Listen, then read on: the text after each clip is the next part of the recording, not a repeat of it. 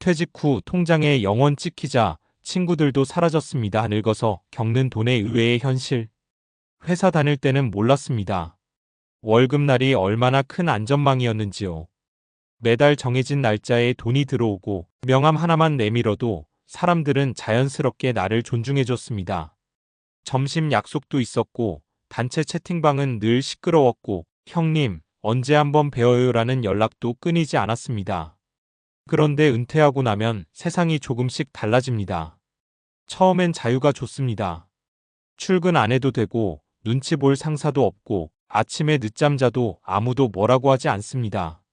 하지만 시간이 조금 지나면 이상한 기분이 찾아옵니다. 전화가 줄어듭니다. 사람들이 바쁜 걸까 싶었는데 가만 보면 내가 먼저 연락하지 않으면 이어지지 않는 관계들이 꽤 많았다는 걸 알게 됩니다. 그리고 더 현실적인 문제는 돈입니다. 퇴직금 받을 때만 해도 든든합니다. 이 정도면 됐지. 이제 좀 쉬면서 살아야지. 많은 사람들이 그렇게 생각합니다. 그런데 문제는 노후의 시간은 생각보다 길고 돈은 생각보다 빨리 줄어든다는 겁니다. 병원비, 생활비, 자식 경조사, 자동차 유지비, 관리비.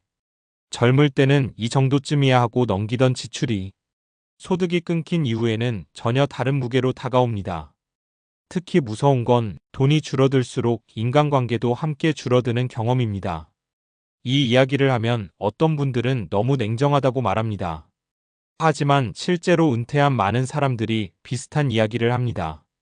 내가 밥 살 때는 사람이 많았는데 이제는 먼저 연락 오는 사람이 없다. 씁쓸하지만 현실입니다. 퇴직하면 편할 줄 알았습니다.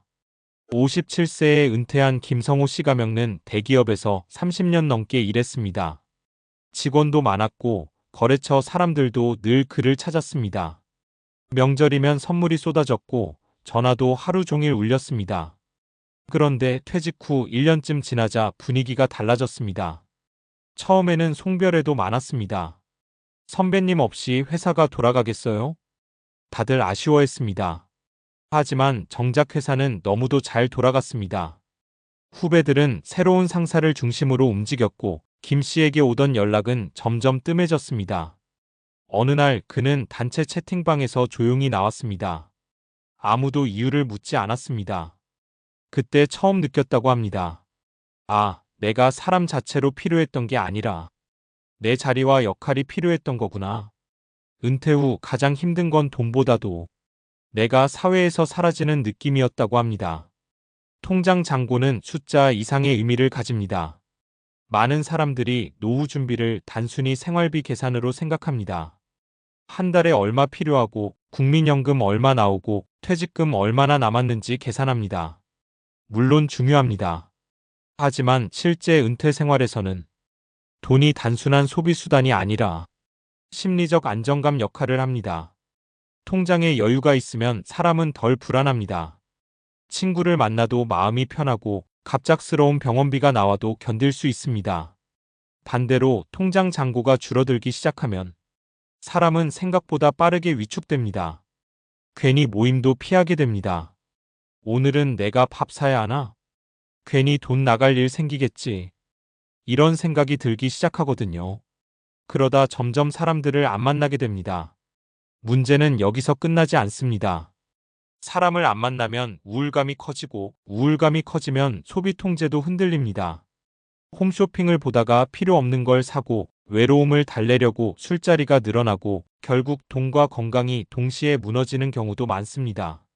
노후 빈곤이 무서운 이유는 단순히 가난해서가 아닙니다. 사람의 자존감과 관계까지 함께 흔들기 때문입니다. 친구도 결국 형편 따라 나뉘더라. 68세 박영수 씨가 겪는 이런 말을 했습니다. 젊을 땐 의리인 줄 알았지. 근데 늙어보니까 결국 비슷한 형편끼리 남더라. 처음엔 이 말이 너무 냉정하게 들릴 수 있습니다. 하지만 현실적으로 생각해보면 이해가 됩니다. 경제 수준이 비슷해야 생활 패턴도 맞습니다. 한 사람은 해외여행 이야기하는데 다른 사람은 병원비 걱정 중이라면 대화 자체가 괴로워질 수 있습니다. 한 사람은 골프 모임 다니는데 다른 사람은 커피값도 부담된다면 점점 만남을 피하게 됩니다. 이건 누가 나빠서라기보다 삶의 처지가 달라졌기 때문입니다. 그래서 노후에는 단순한 인간관계 숫자보다 지속 가능한 관계가 중요합니다. 비싼 술자리보다 동네 산책 친구 하나가 더 오래 갑니다. 체면 때문에 무리해서 돈 쓰는 관계는 은퇴 후 가장 먼저 무너집니다. 많은 사람들이 놓치는 진짜 은퇴 준비. 대부분의 사람들은 은퇴 준비를 너무 늦게 시작합니다. 그리고 준비의 방향도 틀리는 경우가 많습니다. 집 한 채 있으면 괜찮겠지. 퇴직금 받으면 되겠지. 국민연금 나오겠지. 이렇게 막연하게 생각합니다. 하지만 노후는 생각보다 변수가 많습니다. 특히 한국은 기대 수명이 길어졌습니다. 60세에 은퇴해도 30년 가까운 시간을 더 살아갈 수 있습니다. 문제는 그 긴 시간을 소득 없이 버텨야 한다는 점입니다. 그래서 중요한 건 단순히 큰 돈이 아니라 현금 흐름입니다. 매달 일정하게 들어오는 돈, 국민연금, 개인연금, 소규모 부업, 임대 수입 같은 끊기지 않는 현금 흐름이 노후의 불안을 크게 줄여줍니다. 실제로 은퇴 후 만족도가 높은 사람들을 보면 엄청난 부자가 아니라 생활이 크게 흔들리지 않는 사람인 경우가 많습니다. 월 300만 원이든 200만 원이든 꾸준히 들어오는 구조가 있으면 사람은 훨씬 안정감을 느낍니다. 은퇴 후 가장 위험한 소비. 의외로 은퇴 직후가 가장 위험합니다. 퇴직금이 들어오면 사람은 순간적으로 부자가 된 느낌을 받습니다. 그래서 실수합니다. 무리한 창업, 지인 투자, 고수익 보장 상품, 자녀 지원. 특히 한국 부모들은 자식 결혼이나 집 문제에 큰 돈을 써버리는 경우가 많습니다. 내가 조금만 더 고생하지 뭐. 그런데 노후에는 다시 벌 기회가 많지 않습니다. 한 번 잃은 돈은 회복하기 어렵습니다. 실제로 은퇴 후 가장 후회하는 일로 많은 사람들이 이런 이야기를 합니다. 괜히 사업했다. 남 말 듣고 투자했다. 자식 도와주다 내 노후가 무너졌다. 노후 자산은 공격보다 생존의 관점으로 봐야 합니다. 많이 버는 것보다 오래 버티는 게 더 중요합니다. 결국 남는 사람은 따로 있습니다. 그렇다고 너무 비관적으로만 볼 필요는 없습니다. 오히려 은퇴 후에 진짜 인간관계를 발견했다는 사람들도 많습니다. 돈 쓸 때 옆에 있던 사람보다 아플 때 전화해주는 사람이 오래 갑니다. 직함 사라져도 찾아오는 사람. 형편 어려워져도 밥 한 끼 같이 먹는 사람. 오랜만에 만나도 어색하지 않은 사람. 그런 관계가 결국 인생 끝까지 남습니다. 그리고 그런 관계는 대개 이해관계로 만들어지지 않습니다. 젊을 때부터 너무 체면으로 살지 않고 사람에게 꾸준히 진심을 쌓아온 사람들 곁에는 은퇴 후에도 사람이 남는 경우가 많습니다. 은퇴는 단순히 회사를 그만두는 일이 아닙니다. 수입 구조가 바뀌고 인간관계가 바뀌고 삶의 중심이 완전히 바뀌는 시기입니다. 그래서 은퇴 준비는 돈만의 문제가 아닙니다. 건강, 관계, 생활 습관, 외로움, 그리고 자존감까지 함께 준비해야 합니다. 통장에 영원히 찍히는 순간 무너지는 건 잔고만이 아닐 수 있습니다. 하지만 반대로 말하면 돈보다 더 오래 남는 가치들을 미리 준비해둔 사람은 은퇴 후에도 의외로 단단하게 살아갑니다. 결국 노후를 버티게 하는 건 엄청난 재산만이 아니라 무너지지 않는 생활과 끝까지 곁에 남아주는 사람들인지도 모릅니다. 그런데 여기서 정말 중요한 질문이 하나 남습니다. 왜 사람은 나이가 들수록 돈 문제에 더 예민해지고 관계의 상실에 더 크게 흔들릴까요? 이건 단순히 기분 문제가 아닙니다. 실제로 인간의 뇌와 심리 구조 자체가 노년기에 다르게 반응하기 때문입니다. 나이가 들수록 불안이 커지는 이유. 젊을 때는 미래를 확장으로 봅니다. 앞으로 더 벌 수 있다. 다시 시작하면 된다.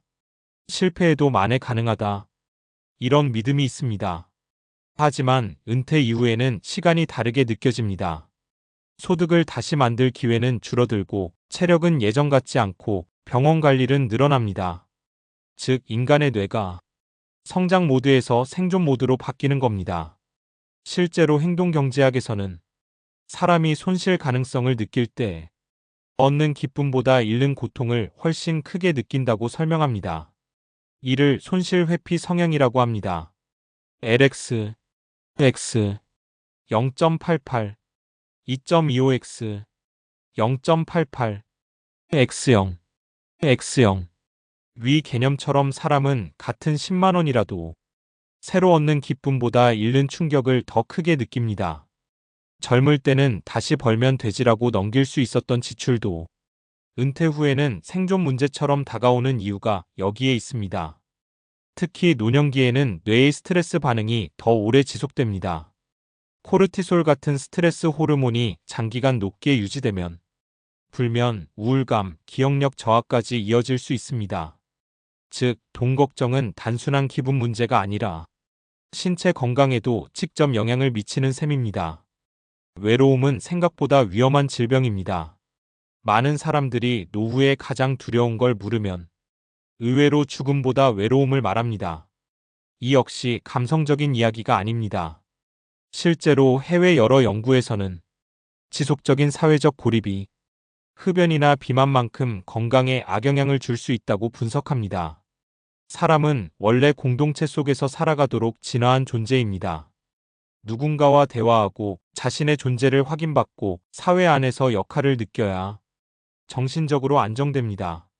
그런데 은퇴 후에는 이 구조가 한꺼번에 무너집니다.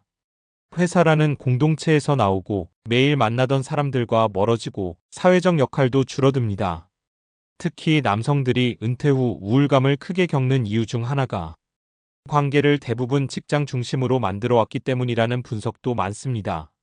취미 관계나 지역 공동체 경험이 적은 경우 퇴직과 동시에 인간관계가 거의 끊어지는 경우도 있습니다. 그래서 전문가들은 노후 준비에서 돈만큼 중요한 것이 사회적 연결이라고 말합니다.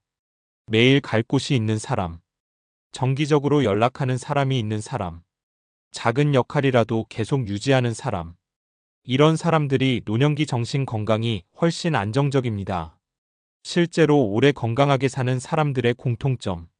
흥미로운 건 장수하는 사람들에게는 공통점이 있다는 겁니다. 꼭 부자가 아닙니다. 오히려 세계 장수 지역 연구를 보면 다음 특징들이 반복해서 등장합니다. 규칙적인 생활, 소소한 인간관계, 적당한 신체 활동, 과하지 않은 소비, 공동체 소속감, 내가 아직 필요한 사람이다라는 감각. 특히 마지막이 중요합니다. 사람은 필요하다고 느낄 때 삶의 의욕이 유지됩니다. 손주를 돌보든 텃밭을 가꾸든 동네 모임에서 역할을 하든 작은 책임감이 삶을 움직이게 만듭니다.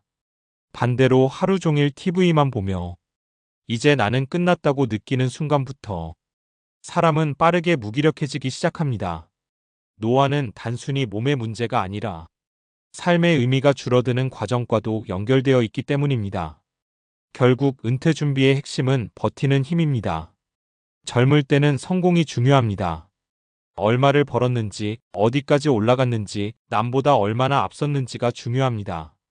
하지만 노년에는 기준이 달라집니다.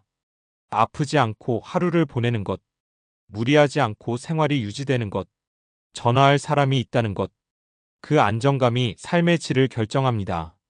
그래서 은퇴 준비의 핵심은 화려함보다 지속 가능성입니다.